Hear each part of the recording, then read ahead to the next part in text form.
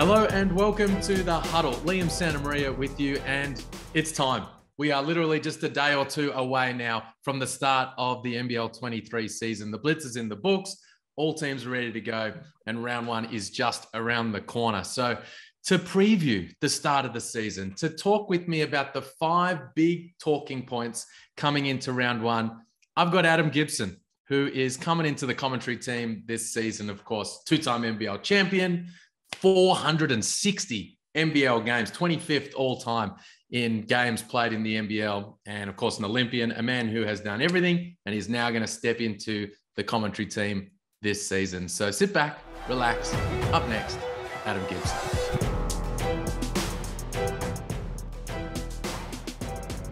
Gibbo, what's happening, mate? Mate, pleasure to be on the Huddle with you. Obviously, I've switched over to the commentary side of things, the broadcast side. It's exciting. Obviously, like anything you do for the first time, it'll take some time, but I'm excited to jump in the hot seat.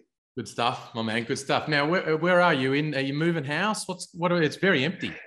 Nah, look, post-career, I thought I'd take up some coaching. So I've got a nice little warehouse out here in Notting Hill, and I've good insight from you to put some trophies and stuff in here. So it's all the process. Got some painting going on outside. So that'll be next. Some trophies and some memorabilia here for the shelves. And I like the fact you've got your own logo as well. If you're not really popping unless you've got your own logo. Talk us through it. You got to. When I was starting my own business, I thought, what could it be? AG1, obviously I've won number one my whole career for 461 NBL games. So I thought, why not go with that? And, the black, the white and the blue, I think work well together. So created my own logo, had my own business, and just love being able to coach kids. Love it. Was it 461? Did I rob you of a game?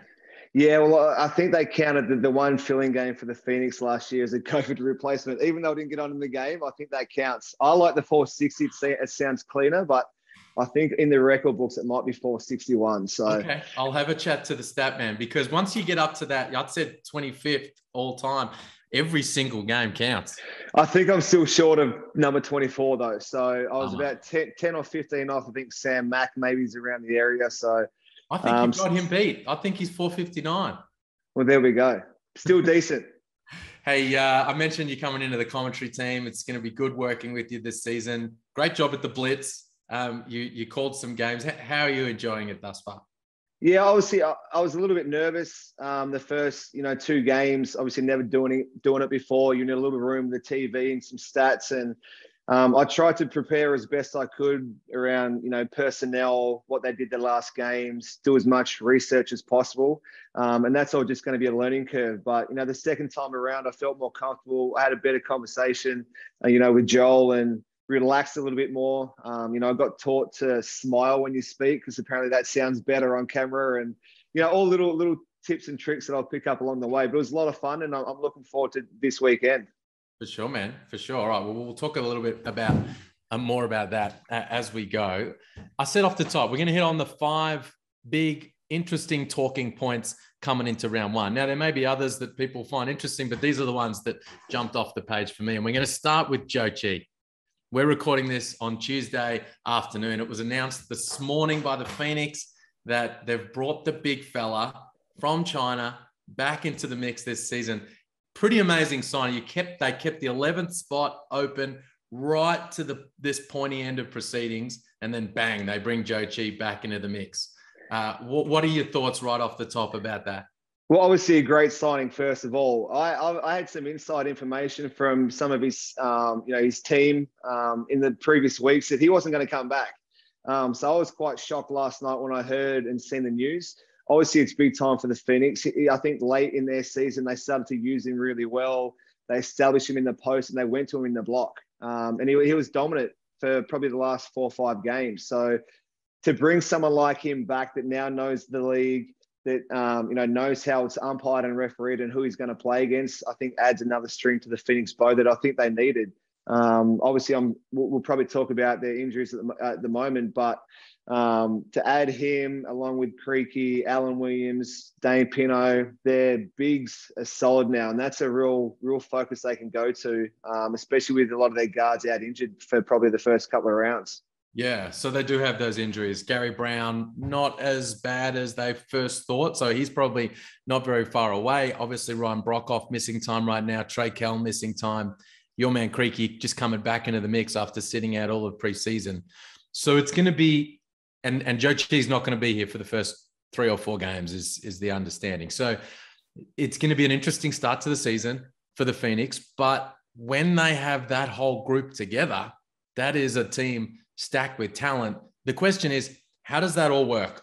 How does that work in that front court with Creaky, with Big Sauce, and with Joe Chi? And how do they make sure that they're getting the best out of all 3 of those guys?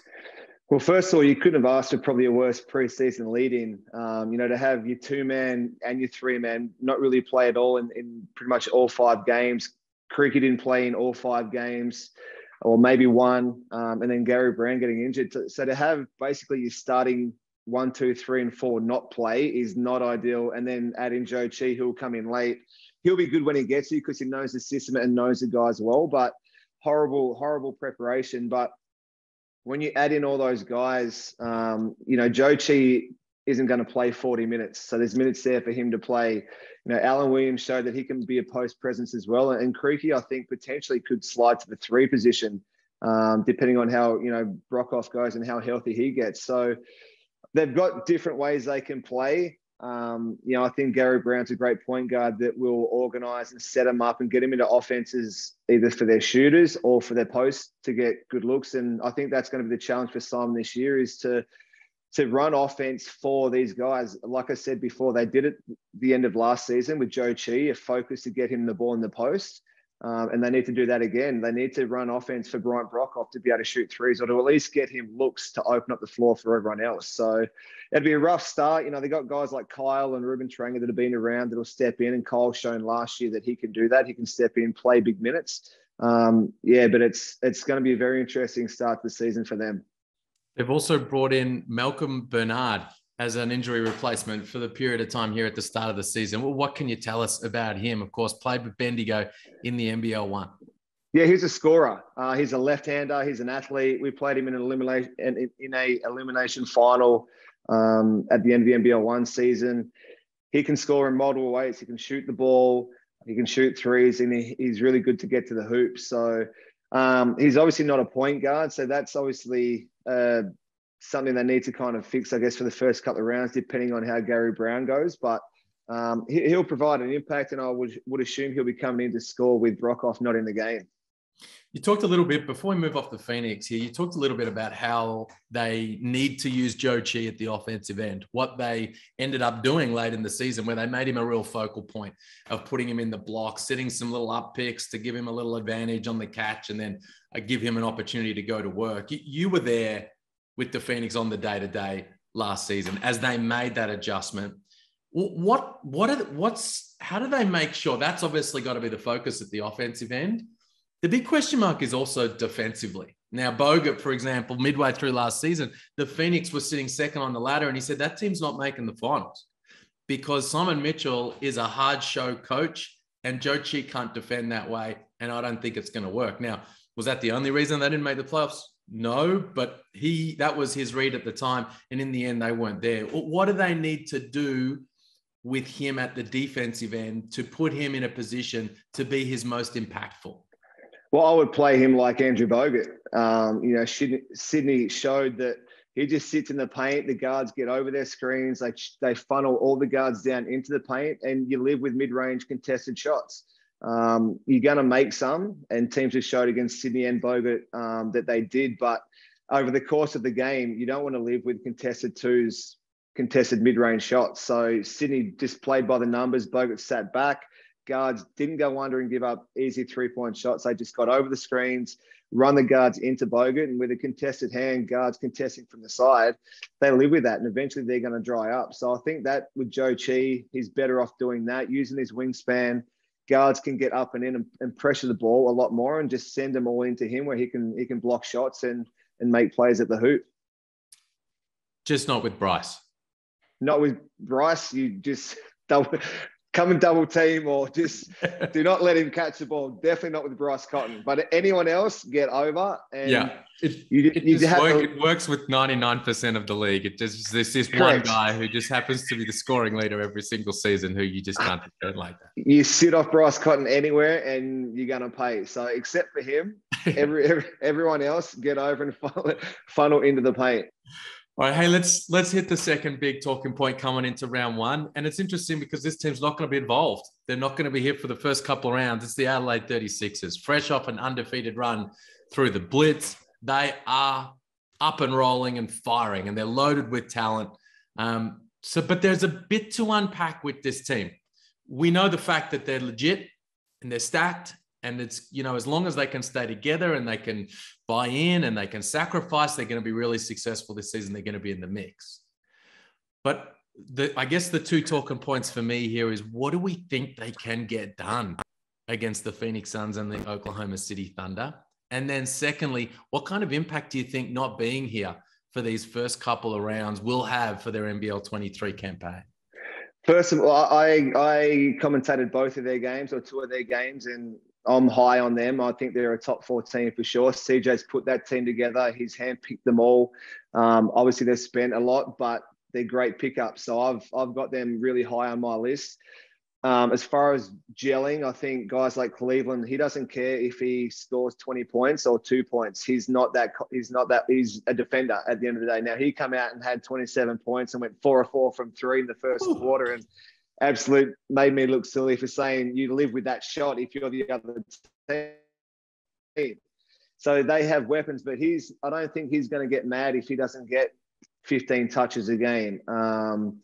Guys like Franks, I think the same thing. He's happy to pick and pop and pick his moments in games. So I think CJ would do a good enough job of getting their guys the shots and the ball. And I think Mitch McCarron and Sunday Detch's point guards, same way. Mac is going to come down and know who needs a shot or who hasn't had a shot. DJ hasn't touched the ball. Let's keep him happy.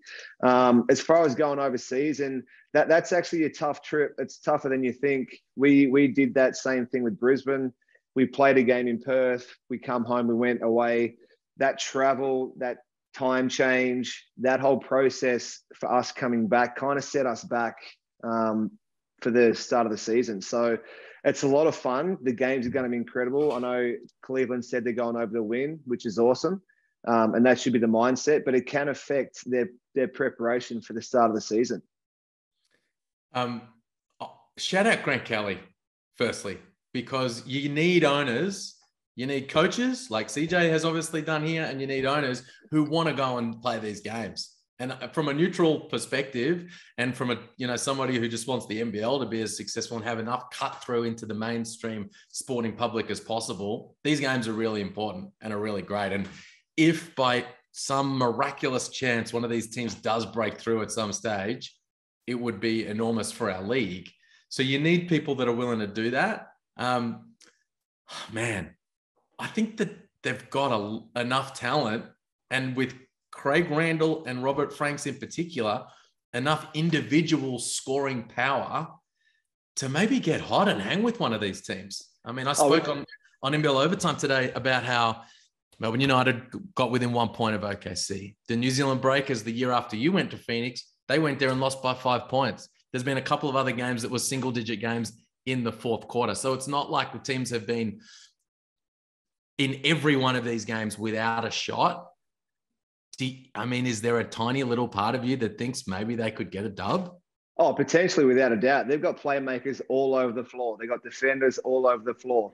Obviously, when you go over to play a team in their preseason, how much work have they been doing? How much work have the OKC Thunder rookies and their young guys been putting in, leading in before they've even played a game? So there's potential. Adelaide have been playing together and been playing games, and they're in form. So to fly over and play a team that's probably just come together for the first time, the start of the week, a handful of practices, how hard have they been going? How well do they know their sets? Are they going to scout?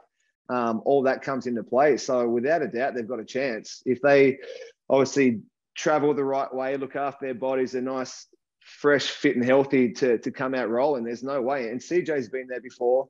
We made the mistake with the Bullets to get up and try and full court kind of press, and it was pass, dunk, and we're down by 20. So CJ's been there. He knows his style. Right. He'll have a good game plan and keep the ball in front, and then just go down the other end and make plays. So do you think I think they got a better chance of beating the Thunder, obviously with the Suns roster. For sure. They may come in and take it light as well. For sure. It's not like the Thunder are going to be a powerhouse this season. So it's funny, these games, like we see the best case scenario and we imagine it, and you can sort of see it playing out. Randall gets hot from the perimeter and Craig Randall's getting hot and they hang with him and they're in the mix. There's also this other thing that could happen, which is they just get blown off the floor, which is what happened to you in that game in Phoenix and has happened to a number of these teams and has happened to Adelaide a couple of years ago when that happened in Salt Lake City. So, man, I'm going to be sitting courtside and just praying that they can hang with them for those first 3 quarters. Well, I think now that it's happened a lot more, and a lot of these guys have played some kind of NBA basketball, whether it's G League, some have played in the NBA for small parts of time. So I think we're more used to it now. It's like when the Boomers used to play Team USA, it was like, man, we're playing Team USA. Now it's like, well, we play the same level. Right. It's not no one's intimidated anymore. So I think they can go in there with that mindset. There is a risk, of course, that it might not go so well, and the Suns might come out and just be super hot, and there's a 15-point lead by quarter time. But I think there'll be great games. Like you said, it's great for the NBL, and I just want to get to a level like you where I can be that guy to fly over as part of the team and experience a trip again. We'll go together. Let's go together. I like it. All right. Topic number 3. I want to talk about this Ariel Hukporti injury, what it means for Melbourne United. We talked about Joe Chi earlier. Melbourne made a play. They came in hard at the 11th hour and tried to get Joe Chi and wrestle him out of Southeast Melbourne's grip. Didn't get it over the line. He's going to the Phoenix. Now they still have Hukporti on the sidelines and nobody has a replacement. Now, it's clear that with that spells to us all that they're going to make a move of some sort. But in the meantime, what do you think it means for their squad? What does it mean for Isaac Humphreys? How much does it impact on their championship credentials? Obviously, horrendous injury. The old, take a step and look behind and think someone kicked you in the leg is just, it's obviously devastating. And obviously everyone's thinking of him and hoping he recovers really well. Massive setback for them. Obviously, Isaac has to step up. He had a very interrupted year last year, didn't play a lot of games. Melbourne obviously brought him in and he's going to have to play huge minutes to fill that spot. Obviously, Barlow's come back. Mason Peatling hasn't done anything this preseason after a knee clean out. So their bigs are going to be in, it's going to be tough for them, obviously. I think they're just going to have to play some small ball, run and gun style, maybe switch a lot of stuff. But to find a replacement, it will have to be a local or a next star, or they're going to have to, release an import. So it's going to be tough for them to work that out. I'm not sure which way they go to sort that problem out. Yeah. I mean, you would imagine everything's on the table right now,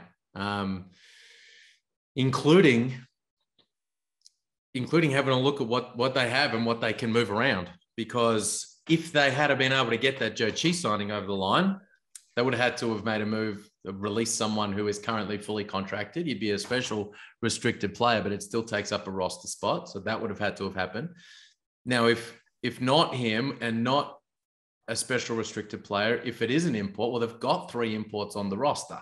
So then you look at it and you go, all right, well, so if you feel like you don't have enough at the 5, do you feel like you've got enough at the 4 without Jordan Caroline, with Mason Peatling and Dave Barlow and David Aquera? And can you make a change there? Can you play Jordan Caroline significant minutes as an undersized 5 to paired alongside Isaac Humphreys? Do you then look and say, well, all right, we've got Shayeli and Xavier Ratamez at the 1. Maybe we don't need that. I mean, man, if you're Nick Wilson, Dick Vickham and that coaching staff, there's a lot to kind of think over right now. You would imagine the play at Joe Chi was a little opportunistic. Bang, let's go hard at that and see if we can get that done. And now it's probably a matter of, all right, let's go into the start of the season. Let's see what it looks like with Isaac, how Jordan Caroline gets going and begin his time in the NBL, get a read on it and take it from there. 100%. No doubt on their whiteboard, they have all those options you mentioned. Do we move, release one of our guards and use that for a big spot? Do we release our big and get a big? Obviously, Mason, like I said, Mason hasn't played at all. Dave Barlow's just come back from retirement.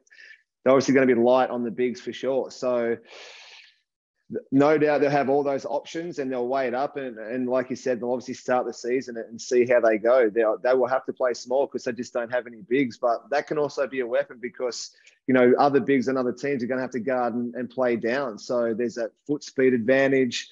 The ability to switch smaller lineups is always a great weapon for teams to use as well. So it's a tough problem, but Melbourne have been there millions of times before and they've worked their way through problems. And no doubt they would have a list of their best options available and you just work your way through that. So, like I said, they've done it. They've been there. They've done it before. It wouldn't be anything new to them. And they would probably have had a list of players waiting anyway, just in case. So no doubt they'll be fine and they'll be very interesting to watch to start the season. Well, shout out Hook Porty. I spoke to Nick Trilson, their CEO, earlier this morning. He said he had the surgery overnight. So successful surgery. The road to recovery begins for him now. All right. So from a team that may have to play a little small at times, topic number 4, let's talk about a team that's going to be enormous this season, has a lot of bodies in that front line, the Brisbane Bullets, because that's the big game in round 1 for me, the blockbuster in the jungle where Aaron Baines makes his NBL debut in front of the Red Army. John really patrolling the sidelines down the other end. I mean, that for me is the game that jumps off the schedule in round 1. Well, there's a lot of stories to that game. Obviously, Perth missed the finals for the first time in forever, last year. So there's that pressure to get them back. John really, the head coach, who Townsville versus Perth back in the day was some of the best games with Homicide and really going over there to Perth and knocking them out of the finals. Mm-hmm. Obviously Bryce, I think is primed and his preseason form looks incredible to have a really big year. And then to see Bainesy back after what happened with him, the Bullets look good. Obviously, there's been a lot of talk about them. If Sober's healthy, Tyler Johnson, Kadee, DJ Mitchell, Tanner Krebs had great off seasons. So they're going to be, I think they'll be a sleeper. If it's a sleeper, I know they've been talked about a fair bit, but I think they're going to have a great year. And to see Bainesy play his first game in the jungle, I think it's going to be pretty exciting. So I agree that's going to be a game of the round. How do they cover the bigs of Brisbane? Well, that's going to be really intriguing because Tashawn Thomas is coming in a little underdone because he had that ankle injury and he's missed a couple of games. Brady Manick is going to, I've spoken about this over the course of the preseason, teams are going to go at Brady Manick. And if he has to play some of the 5, I mean, it's going to be bully ball down low with Big Banger. That is the recipe for disaster. And, Luke Travers, he was playing some 4-5 as well. Now, again, obviously Baines will have to guard them on the other end, but if I'm Brisbane, I'm just throwing that thing into the paint into Baines. They'll have to double. Now you're hitting Kadee, Sobey, Tyler Johnson for wide open threes.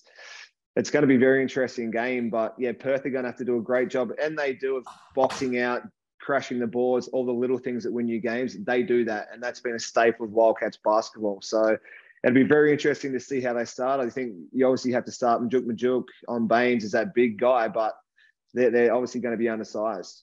Well, I mean, I think that will be Thomas, right? I mean, he's back now, so he'll start, I think, on Banger, and then it's just a solid diet of Thomas Majuk, and just keep it to the big bodies because he's such an enormous presence down low.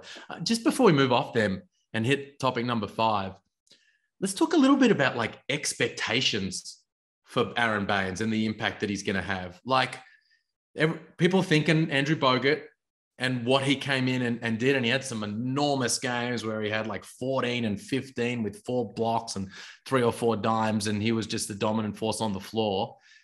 Then we had Matthew Dellavedova come back from the NBA into the league. And the feeling was just everyone just temper their expectations on the kind of numbers he's going to put up. And then he goes out and hits 8 threes and has 33 points in Illawarra. What are you expecting, especially out of the gate here, from Baines, from like a numbers and impact kind of perspective? I don't think he'll have as much pressure as Bogut did kind of coming back. Obviously, he's just had this, real nasty injury that, he's probably lucky to be playing basketball again. So I don't think guys think he's going to come out and have 30 and 10. And I don't think he's going to feel any pressure. I know there's been a lot of talk about him, but he just looks like he's having the absolute time of his life. He's just loving playing basketball and he's really enjoying it. So, for Bainesy, I think if he's like a 15-10 kind of guy, I think that's going to be really solid. He'll clean up rebounds easy. I think the 10 rebounds won't be an issue. It's just whether he can make some shots and finish. He was shooting a lot of outside shots and from all over the floor in the blitz from the games that I've seen. So if he can knock down some outside shots, I think he's got to make a bit of a focus for himself to get inside and be a target in the paint. But, if he can have 15, 18 and 10, something like that, then that's huge for the Brisbane, which they haven't had, the last few years. For sure. All right, hey, to finish off, topic number 5 ahead of round 1 of NBL 23. Who do you think is maybe just getting a little slept on coming into this season? Every year in the NBL, there's a surprise packet. There's a team that was a little underappreciated coming into the season. You think about a couple of seasons ago, the Taipans. Everyone thought they'd be last. They're a game away from a grand final series. Last season, it was clearly the Jack Jumpers, who nobody gave much of a hope. And then there they were in the grand final series against the Kings. So I'm going to take a couple of teams off the table for you because there's hype around Adelaide and there's hype around Brisbane. Those 2 teams in particular, who apart from the other 8 teams, do you think is maybe a little underappreciated coming in around 1? Well, I don't know if you can underappreciate a team that made it to the grand final, but there doesn't seem to be a lot of hype around the Jack Jumpers. I did both of their games as well at the Blitz, and they're solid. They've kept their core group together. They've switched a couple of imports, but they've kept their core group together. And they're winning games without Steindl, McDaniel, and Will Magnay. They know their roles. They're well drilled. They know how to run their system. They play both ends of the floor. Again, they made the grand final, so I don't know if they should be slept on, but I think they'll come out. I think they'll start 5-0 to start the season, just because they're not dealing with preseason. Let's get used to people. They're 2 imports, but talking to Will Magnay, they're gelling already. So they have the chemistry. They know Majette knows where guys want the ball. They know how to run their offense. Matt Kenyon knows to go crash the boards. Jared Bairstow hits people and rebounds and boxes out. They're not having to deal with that preseason, all those issues when you bring a new team together. So I think they'll come out of the gates straight out.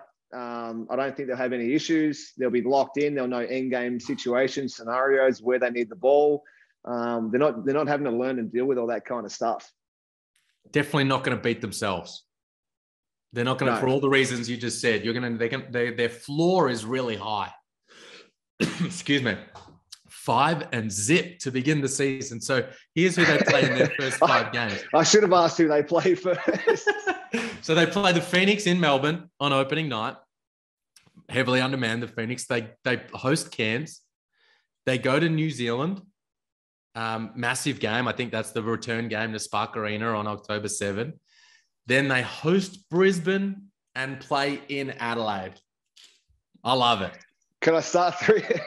Can I say 3-0 to be conservative? Obviously, in Adelaide, Brisbane, I think going to New Zealand is going to be incredible. The first game back there, that's going to be an unbelievable atmosphere for them to play in front of. Obviously, New Zealand, kind of a newish team put together as well. So how well do they gel in their first couple of games? But, it'll be close. It'll be maybe 4 or 5 to start their season. Love it. I love it. Hey, you're a Taswegian. You got to get around it. Absolutely. Who's your pick? That's a good question that I asked and you threw back at me. And I like Tasmania. That's a good call for all the reasons you just said. I reckon probably Sydney, which is, again, we're talking about a grand finalist. Yeah. But all the focus on Sydney is the 3 guys that they don't have. But I think Derek Walton Jr. is going to be a stud in this league. I've picked him for all NBL first team. I think he's going to be terrific. We know what Justin Simon brings to the table. Cooks, Vasiljevic, teams really built around them now. For me, the kind of X factor for that squad is going to be Tim Suarez and whether he is everything they need him to be at the 5 spot. And there's been some good signs from him over the last couple of games. So I think the Kings are probably just getting a little underappreciated right now. Well, they're the reigning champs, so they should be talked about. Like, no one's talking about them at all. So that's a really great. I think those 2, Tassie and Sydney, are the 2 that obviously should be, because they were the reigning grand finalists. So I think that's a great choice as well. Awesome, man. That's the round one primer done and dusted. And you're going to be on the call. I'm heading off to the States bright and early tomorrow morning, but you're going to be on the call for a couple of these games. Who do you have? I've got second game, so that would be Perth and Brisbane, I believe. And then I'll have the Sunday game as well. I think that's New Zealand and who do New Zealand play on Sunday? Whoever turns up and warms up down the other end. Whoever, it doesn't matter. But going to be a great game on the Sunday to finish the weekend. So I'm excited. They're in Melbourne playing against. I'm excited to get in the hot seat and do a live game. So it'll be a lot of fun. You'll smash it, and I'm looking forward to watching from afar over the course of this weekend, and then working with you over the course of the season. We'll have a lot of fun. Have fun overseas. I'll be jealous. I'll be watching, and I look forward to joining you next year. Cheers, man.